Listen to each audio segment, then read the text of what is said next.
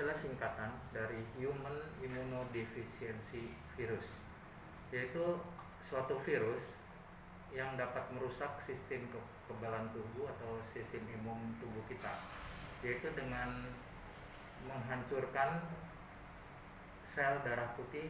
Biasanya adalah T sel yang di dalam sel darah putih yang kita sebut CD4 gitu ya. Jadi HIV adalah intinya adalah virus ya, yang merusak sistem imun tubuh kita. Terus kalau boleh tahu apa sih itu AIDS? AIDS ya. AIDS juga suatu singkatan, yaitu dari Acquired Immune Deficiency Syndrome ya. Nah, kalau AIDS itu adalah suatu mekanisme kondisi, yaitu kondisi tahap akhir atau tahap ketiga dari infeksi virus HIV, di mana kalau kita sudah bicara tentang AIDS berarti sistem imun kita sudah sangat-sangat lemah gitu ya. Karena di dalam HIV AIDS itu ada 3 tahapan, yaitu tahapan pertama kita sebut infeksi HIV akut ya. Terus tahapan kedua adalah infeksi HIV kronis atau kita sebut HIV laten.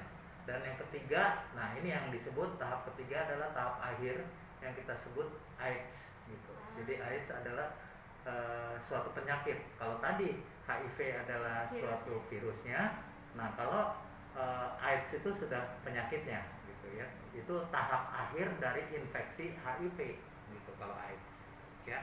Jadi gimana sih kalau misal HIV itu bisa berkembang jadi AIDS? HIV akan berkembang jadi AIDS kalau misalnya infeksi HIV ini tadi kan ada 3 tahap. Ya. Apabila infeksi HIV sudah di tahap kedua, yaitu tahap laten gitu ya, tanpa gejala, tapi kita tidak obatin, tidak kita tanggulangi dengan baik, maka dia akan berjalan menjadi AIDS gitu. Jadi kapan dia akan menjadi AIDS? Kalau infeksi HIV baik itu di tahap pertama yaitu tahap akut maupun di tahap kedua atau tahap laten atau tahap kronis tidak ditangani dengan baik, maka dia akan berlanjut menjadi AIDS. Jadi dia dari HIV menjadi AIDS, perjalanannya adalah seperti itu. Jadi HIV itu bakal berkembang jadi AIDS atau bisa berkembang jadi penyakit lain? HIV tentu aja seperti tadi saya bilang, dia ada tahapan-tahapannya ya. Tapi tentu aja apakah pasti gitu dari HIV akan menjadi AIDS, itu tidak pasti. Kalau misalnya di tahap pertama ya kita temukan infeksi HIV akut itu lebih dulu ya, dengan gejala-gejala, terus pemeriksaan antibodi HIV-nya sudah dilakukan dan ternyata didapati positif, maka kita bisa cegah kan dengan kita minum obat yang disebut ARV. ARV itu antiretroviral. Jadi dengan kita minum obat antiretroviral, maka virusnya akan kita stop, jadi tidak berkembang gitu. Sehingga dengan demikian dia dari infeksi HIV tidak akan berlanjut menjadi AIDS gitu ya. Kira-kira begitu ya. Apa aja sih faktor utama atau resiko utama yang meningkatkan kemungkinan seseorang tuh terinfeksi virus HIV ini? HIV ya, oke lah. Jadi sebenarnya ini berhubungan dengan penularan sebenarnya ya. Jadi faktor risikonya itu apa saja gitu ya untuk menjadi HIV gitu. Tentu aja yang paling umum dan yang sering terjadi yaitu hubungan seks bebas gitu ya. Jadi hubungan antara laki-laki dengan perempuan ataupun heteroseksual laki-laki dengan laki-laki gitu ya, itu tanpa menggunakan pelindung misalnya kondom gitu dan berganti-ganti pasangan. Nah itu suatu faktor risiko untuk penularan daripada HIV ini. Juga tentu aja mereka yang mempunyai penyakit menular seksual misalnya sifilis, GO gitu ya, herpes, itu juga gampang sekali sebagai faktor risiko untuk timbulnya tertularnya penyakit HIV ini. Juga mereka-mereka yang pengguna narkoba atau nafsa yang menggunakan jarum suntik, misalnya putau gitu ya, maka biasanya mereka-mereka pengguna narkoba ini akan sharing atau akan berbagi jarum suntik, sehingga dapat menularkan dari satu orang ke orang lain. Kalau misalnya orang tersebut pengidap HIV, tentu aja dapat menular lewat jarum suntik tersebut. Juga mereka-mereka yang menggunakan jarum suntik tidak steril untuk tato ataupun tindik gitu ya, itu juga dapat sebagai faktor risiko untuk menularkan HIV kepada orang lain. Selain itu, tentu aja transfusi darah juga bisa sebagai penyebab dari faktor risiko penularan daripada virus HIV ini. Dan yang lainnya yaitu penularan dari ibu yang hamil ke janinnya atau ke anaknya, itu juga bisa terjadi. Tentu aja kalau dia hamil lewat plasenta, dia juga dapat menularkan virus HIV kalau memang ibunya sedang mengidap HIV dan tidak diobati dengan ARV. Tentu aja bukan melalui plasenta aja, dia penularannya juga bisa melalui jalan lahir, yaitu dalam waktu persalinan gitu ya, itu juga bisa menularkan HIV lewat jalan lahir. Dan satu lagi, ternyata ASI, air susu ibu ya, kalau ibunya menyusui, dia juga bisa tertular HIV lewat air susu ibu atau ASI gitu ya. Kecil ya. Nah, dan apalagi yang dapat menularkan atau faktor risiko, yaitu seperti saya, yaitu pekerja atau yang bekerja di bidang kesehatan. Tentu aja ini juga risiko tinggi untuk tertular HIV, karena salah satu penularan HIV adalah lewat darah kan. Iya. Jadi kalau kita melakukan operasi atau kita menangani pasien kecelakaan, tentu aja ada produk darah yang nanti kita sentuh kan. Nah, kalau misalnya kita sentuh dalam kondisi tangan kita luka atau ada luka mikroskopik, tidak menggunakan sarung tangan atau handsun, maka akan tertular juga tuh tenaga kesehatan ya, bisa tertular HIV juga di situ. Jadi maksudnya tentu aja tenaga kesehatan, baik itu mantri ataupun dokter ya, yang kerja di rumah sakit atau di puskesmas, itu tentu aja risiko untuk tertular HIV sangat besar. Kira-kira begitu ya. Kalau boleh tahu gejala dari orang yang mengidap HIV ini gimana ya? Gejalanya? Tentu aja gejalanya tergantung dari sampai tahap mana ya HIV itu tertular pada orang ini. Kalau dia tahap akut, nah ini tahap akut, maka gejalanya tidak terlalu berat, dia ringan-ringan saja ya, seperti kita sebut flu-like syndrome gitu. Flu-like syndrome seperti orang kena flu, itu sakit kepala ya, bisa pusing, bisa sakit tenggorokan, bisa demam gitu ya, bisa sakit-sakit sendi, sakit badan, juga bisa ada pembesaran kelenjar getah bening di leher gitu ya, bisa juga diare, bisa juga muntah. Nah, gejalanya umum gitu ya. Nah, kalau dia udah masuk ke tahap kedua, yaitu tahap laten atau tahap kronis, justru hilang tuh gejalanya. Gejalanya nggak ada tuh, hilang. Nah, disangkain udah sembuh kan? Padahal di situ virus HIV-nya justru berkembang biak tuh di situ ya. Kalau kita nggak obatin pada tahap ini, tahap laten ini, dia akan bisa berkembang menjadi AIDS gitu ya, acquired immunodeficiency syndrome. Nah, sindrom adalah penyakitnya apa? Gejala, kumpulan dari gejala adalah sindrom. Nah, disinilah gejalanya akan tambah berat. Kenapa di AIDS ini tambah berat? Karena di sini imun tubuh kita akan sangat-sangat terpuruk gitu, akan sangat jatuh gitu ya. Sehingga dengan demikian, kalau imun tubuh kita atau daya tahan tubuh kita jelek banget di AIDS ini, maka kita gampang sekali tertular oleh penyakit-penyakit infeksi yang kita sebut infeksi oportunistik gitu ya. Infeksi oportunistik seperti penyakit TBC ya, itu gampang tertular ya. Terus kedua, penyakit jamur gitu ya, atau candida gitu ya, toxoplasma, sitomegalovirus, gampang sekali tertular. Makanya mereka yang punya udah jatuh ke dalam AIDS itu dengan infeksi ringan saja buat dia itu berat banget. Ya kalau kita misalnya kena flu kan ringan, tapi buat mereka yang daya tahan tubuhnya udah turun banget, udah terpuruk gitu ya, maka dengan infeksi ringan saja buat dia berat banget. Misalnya TBC ini, TBC kalau orang umum biasa gitu yang bukan pengidap AIDS tentu aja biasa-biasa aja ya, nggak terlalu berat banget. Tapi bagi mereka yang punya AIDS ini akan berat-berat banget. Makanya kalau dia gejala klinik sudah masuk ke tahapan AIDS, ya maka gitu ya gejalanya sangat-sangat berat. Misalnya dia terjadi penurunan berat badan yang drastis, terus demamnya berulang-ulang terus tidak sembuh-sembuh gitu ya, ada demam gitu yang terus-menerus tidak sembuh-sembuh, terus kelemahan tubuh yang benar-benar gitu ya, terus ada diare yang kronis, terus-menerus diare sampai akhirnya bisa timbul kematian gitu ya.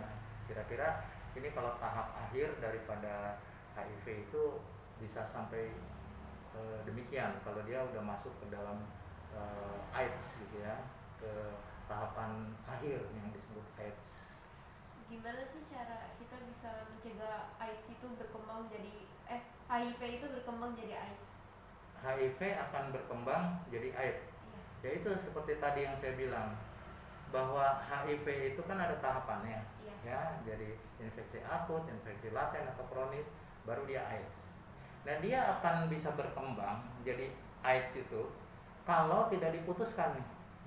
Artinya pertama gitu ya, kalau dia tidak ditemukan misalnya di tahap pertama dilakukan screening dengan pemeriksaan antibodi HIV ketemu positif, maka di situ langsung kita obatin dengan ARV, maka dia tidak akan berkembang menjadi AIDS. Ya, jadi kalau misalnya kita kedua gitu ya, tentu aja kalau misalnya kita obatin di tahap kedua pun itu tidak akan berkembang menjadi AIDS. Misalnya kita temukan di tahap kedua, misalnya itu tahap laten atau tahap yang kronis gitu ya, maka kita putuskan dengan ARV, kita minum ARV secara teratur, maka dia tidak akan berkembang menjadi AIDS. Dan yang menyebabkan perkembangan ini gitu ya menjadi AIDS itu ada beberapa hal. Yang pertama tentu aja adalah virulensi daripada virusnya, yaitu keganasan dari virusnya ya. Makin virusnya itu ganas, maka perkembangannya makin cepat. Kedua apa? Jenis dari virusnya ya, karena virus juga ada jenis-jenisnya gitu ya. Kalau jenisnya makin ganas ya, maka dia akan berubah menjadi AIDS-nya makin cepat gitu ya. Ketiga tentu aja adalah kembali lagi daya tahan tubuh orang tersebut. Makin daya tahan tubuhnya baik, maka tentu aja dia menjadi AIDS-nya makin lambat gitu. Ya, jadi perkembangan ini misalnya dia tidak diobatin, tapi dia kan tentu aja berkembang terus nih. Iya. Nah, perkembangan ini dipengaruhi oleh 3 faktor tadi, yaitu virulensi kumannya atau virusnya, kedua jenis virusnya, dan ketiga daya tahan tubuh yang kena AIDS-nya gitu, atau kena HIV-nya. Kalau misal ada orang yang kena AIDS itu bisa sembuh total nggak sih atau nggak bisa? Ya, jadi gini, AIDS itu tentu aja atau HIV gitu, kalau udah terinfeksi HIV tentu aja dia tidak akan bisa sembuh seumur hidup. Ini harus sudah tahu nih ya. Kenapa nggak bisa sembuh seumur hidup? Karena yang diserang adalah sistem imun tubuh dia, daya tahan tubuh dia. Jadi itu yang menyebabkan susahnya sembuh HIV adalah karena yang diserang adalah sistem imun tubuh dia, gitu ya. Intinya kalau sudah dia terinfeksi HIV itu seumur hidup dia akan mengidap HIV. Cuma gitu ya, tentu aja dengan adanya ARV gitu ya, maka HIV ini tidak akan bertambah parah. Karena tugasnya ARV bukan membunuh virusnya, tapi dia menyebabkan si virus ini inaktif. Jadi dia tidak aktif si virusnya, tidak berkembang biak tambah parah si virusnya. Jadi tujuan pemberian ARV bukan untuk menyembuhkan, karena dia tidak membunuh virusnya, tidak, tapi dia menyebabkan si virusnya itu jadi tidak bertambah ganas, tidak. Dibuat si virusnya itu dormant atau inaktif. Jadi jawabannya ya tidak bisa sembuh. Kalau udah tertular ya seumur hidup dia pengidap HIV. Kalau misal ini kan pasti pengobatannya jangka panjang ya, Ya. bakal ada efek samping ke mentalnya atau ke fisiknya nggak ya? Ada. Jadi salah satu efek samping atau dari HIV atau HIV atau AIDS itu ada dua sebenarnya ya. Yang pertama tentu aja ada yang kita sebut psikososial, psikis dan sosial. Jadi mereka yang punya mengidap HIV itu ada gangguan sosialnya. Kenapa? Karena di masyarakat stigma negatif orang yang punya HIV itu sangat besar. Ya, orang kalau udah punya HIV kita tahu, oh itu punya HIV, langsung kita akan menjaga jarak nih. Ini stigma negatif. Dan ini sebenarnya tidak boleh ya. Kenapa? Karena stigma negatif ini membuat yang HIV-nya tambah terpuruk gitu ya. Harusnya kan yang HIV itu nggak boleh dijauhi gitu. Itu satu ya. Kedua tentu aja ada yang kita sebut diskriminatif ya, diskriminasi ya. Jadi orang yang punya HIV di masyarakat masih dibedakan, diskriminatif. Misalnya dia mau ngelamar kerja. Nah, karena dia punya HIV, wah, disingkirin, nggak akan bisa masuk kerja, nggak akan diterima gitu ya lamaran kerjanya, karena itu namanya diskriminatif gitu. Jadi di masyarakat masih ada ini sosialnya bahwa membedakan orang yang punya HIV itu dia tidak berhak untuk mendapatkan pelayanan kesehatan segala macam lah ya, banyak. Itu namanya diskriminatif. Yang kedua tentu aja stigma negatif masih banyak di masyarakat, itu sosialnya. Nah psikologinya gimana? Psikologinya mereka yang kena HIV tentu aja dia terpukul, maka biasanya orang yang punya HIV akan apa? Psikologinya depresi, ya akan stres gitu ya. Nah itu segi psikologisnya, belum segi fisiknya ya, psikologi, sosial, dan satu lagi fisik. Fisiknya hancur dah ya, karena daya tahan tubuhnya menurun drastis. Kalau dia udah sampai ke tahap AIDS, maka habis-habisan dah dia, bisa terjadi infeksi ya, dan bisa sampai menurut nyawa gitu ya. Biasanya meninggalnya seorang HIV AIDS yang sudah lanjut ya sampai stadium akhir, itu biasanya penyebab meninggalnya karena infeksi sekunder oleh bakteri, misalnya TBC. Itu paling sering adalah meninggalnya karena TBC, baik itu TBC paru maupun TBC otak ya gitu ya. Itu kebanyakan begitu ya meninggalnya. Jadi oleh karena itu orang yang punya AIDS itu ada 3 yang dirusak, yaitu sosial, psikologi, dan fisik. Kalau yang terakhir, kalau kita boleh tahu langkah-langkah pencegahan yang paling efektif biar HIV itu nggak nular ke kita ataupun kita nggak mengganggu mental yang kena HIV itu gimana? Ya tentu aja gitu ya, kalau kita menghadapi mereka yang punya HIV ya, supaya kita tidak tertular, pertama lakukan perilaku seks yang normal, jangan seks bebas. Artinya jangan berganti-ganti pasangan. Nah itu ya, karena itu faktor risiko kan, tadi sudah dijelaskan kan faktor risiko. Supaya kita nggak tertular tentunya kita menghindari itu, jangan melakukan seks bebas. Itu satu ya. Kedua tentu aja bagi mereka yang pengguna narkoba, jangan menggunakan sharing jarum suntik. Ini khususnya narkoba jenis putau ya, putau itu disuntikan. Jangan saling membagi-bagi jarum suntik, itu sharing jarum suntik ke teman-temannya. Nah ini sumber penularan juga ya, jadi hindari itu. Ketiga tentu aja transfusi darah, tapi transfusi darah di Indonesia itu sudah di screening ya. Setiap kita mau transfusi tentu aja kita akan dites dulu HIV-nya, juga hepatitis B-nya gitu ya. Kalau kita positif tentu aja kita nggak berhak untuk transfusi ya, ini transfusi darah.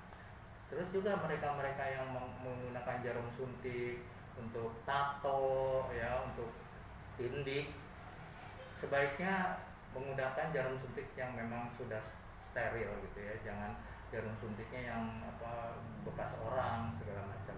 Ini juga penting ya. Terus tentu aja mereka yang sudah mengidap, ibu-ibu yang sudah mengidap HIV supaya tidak tertular ke bayinya, ya tentu aja mereka sebelum hamil harus dilakuin pengobatan dengan ARV. Karena mereka orang hamil yang memang sudah minum ARV dari awal ya sebelum dia hamil, biasanya anaknya bisa negatif terhadap HIV. Nah ini, jadi nggak benar tuh.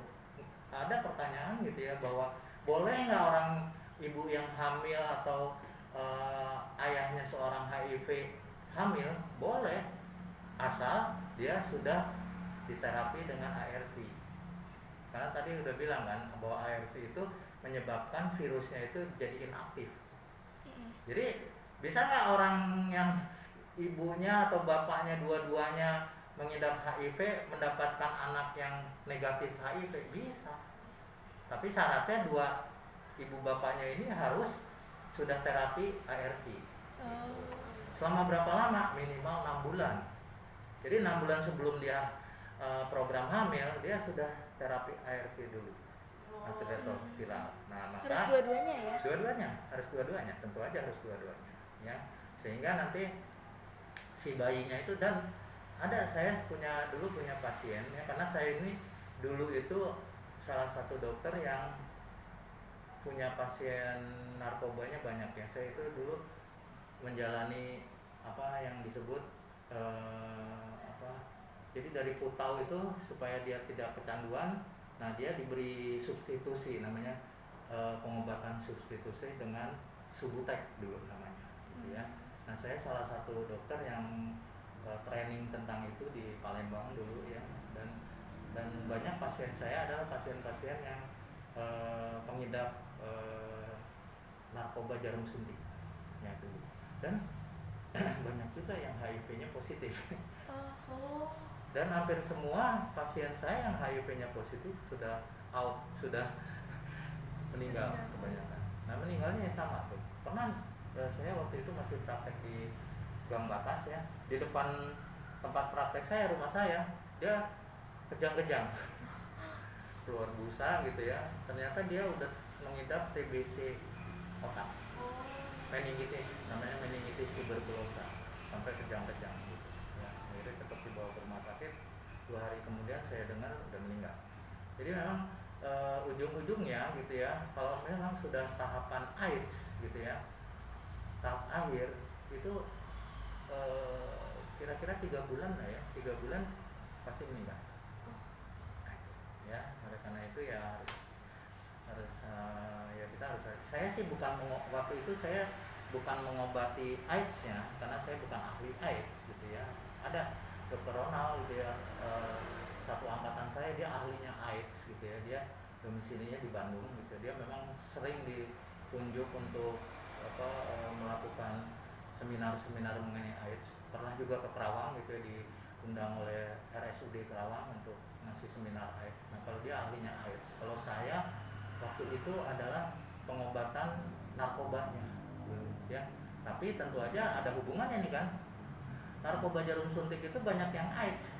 Nah itu ya, makanya nomor 2 di Indonesia penularan AIDS selain tadi hubungan seksual suami istri ataupun heteroseksual ataupun homoseksual, kedua yang paling sering adalah sharing jarum suntik, mereka yang narkoba jarum suntik. Nah itu penularan yang paling sering di Indonesia 2 ini.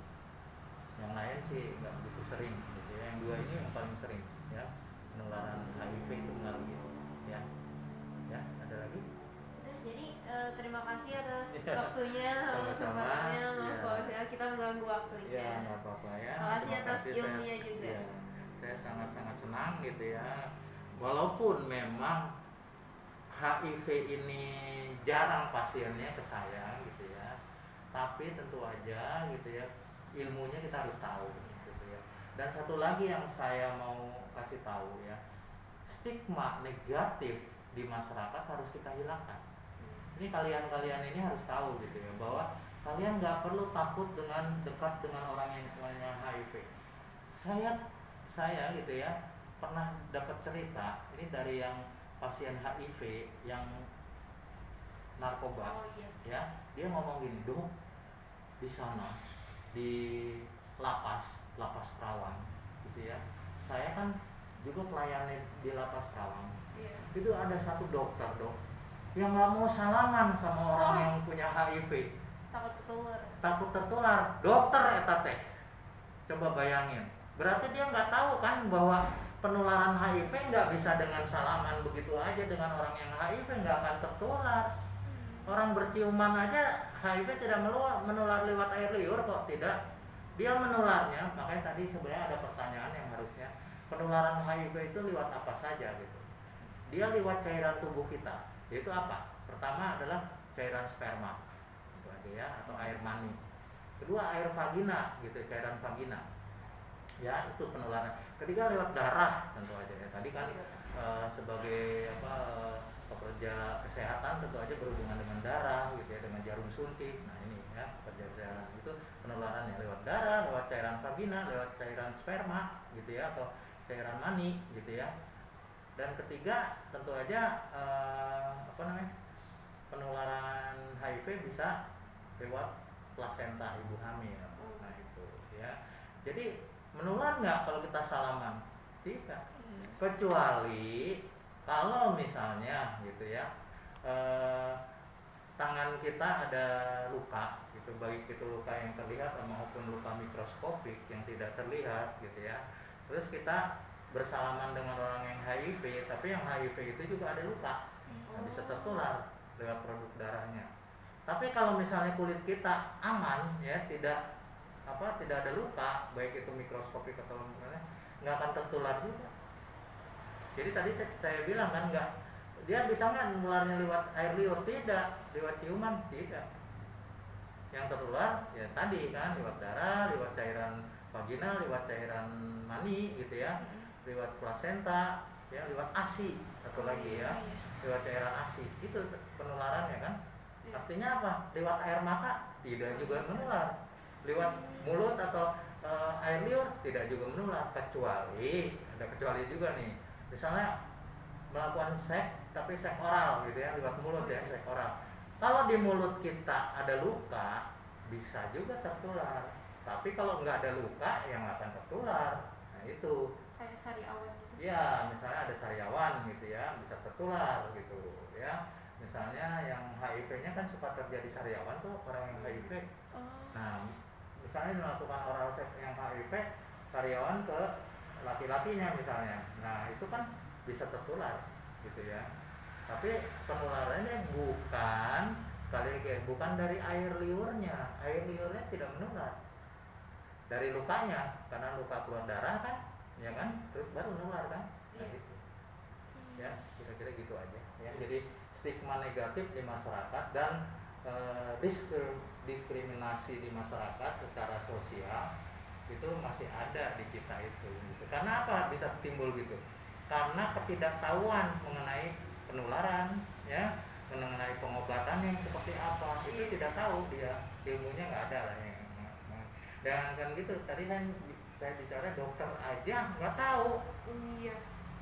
Gitu ya, makanya kembali lagi gitu ya, bahwa AIDS ini harusnya sih di Indonesia, karena di Indonesia udah cukup banyak ya pengidap AIDS. Iya. Ya harusnya di sekolah-sekolah harusnya ada sosialisasi. ya manggil yang ahli AIDS untuk memberikan sosialisasi gitu. Ya karena satu lagi ya, bahwa pengidap AIDS itu di kisaran usia produktif 25 tahun sampai 49 tahun. Itu yang terbanyak kisarannya. Artinya anak sekolah masuk di situ kan. Ya kan, sekitar segitu lah ya, remaja gitu ya. Jadi harusnya memang tentang AIDS ini ya harusnya disosialisasikan di sekolah gitu. Dan ini bagus ya kalau misalnya Anda milih tentang AIDS gitu ya. Ini memang penyakit yang jarang sebenarnya gitu ya. Di praktek umum seperti saya gitu jarang ada nih yang AIDS. Cuma tentu aja karena saya juga dulu berkecimpung di bidang narkotika gitu ya. Jadi yang AIDS itu sering saya lihat gitu. Walaupun saya tidak mengobatinya, tapi saya sering lihat mulutnya penuh dengan apa? Candida. Candida tuh apa ya, jamur, jadi berjamur tuh mulutnya. Kalau dijulurkan putih gitu ya di mulutnya, itu udah infeksi jamur candida ya. Itu sering tuh ada pasien yang itu pasti saya bilang, wah ini sih kayaknya nggak apa. Jadi kalau dia udah masuk ke tahap haid, itu tinggal tunggu paling lama 3 tahun dia akan meninggal. Ya, Udah nggak bisa umumnya 3 disembuhin tahun ya? dari mereka yang udah kena AIDS ya. Jadi maksudnya udah tahapan akhir kan AIDS itu. Ya itu udah infeksi ya, oportunistik itu ya. Jadi TBC, Candida ya, jamur, berjamur, ya TBC ya. Jadi ya harus Jaga-jaga. jaga-jaga. Ya, oke. Ya, makasih. Oke, sama-sama.